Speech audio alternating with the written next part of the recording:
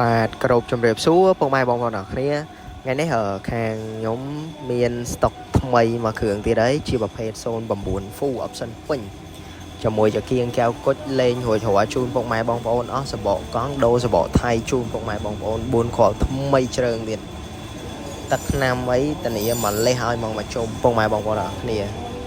ស្កុតតាគីអីតានីស៊ីនឲ្យហើយអ្វីដែលសំខាន់តានីអត់ឆេះឲ្យបងប្អូនតែម្ដងហើយតាក់តងការប្រើប្រាស់បងប្អូនយកទៅខ្ញុំតានីជូនរយៈពេល1ខែពេញទៀតទៅលើអាគុយអាបបេះប្រព័ន្ធភ្លើង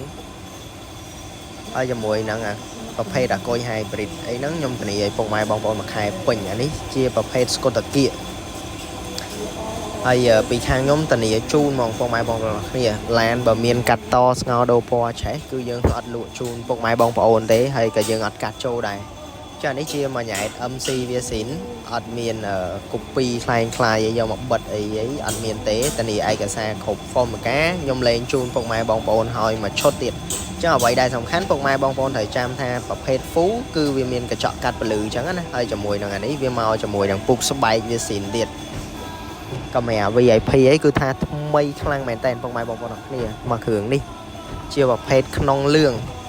ចឹងបងប្អូនណាឆ្លាញ់ក្នុងលឿងយកទៅប្រើអត់ខុសទេហើយប្រភេទស្លាប់ប៉ងខាងលើគឺថានៅថ្មីមែនតើប្រភេទអេតាខាងក្នុងណា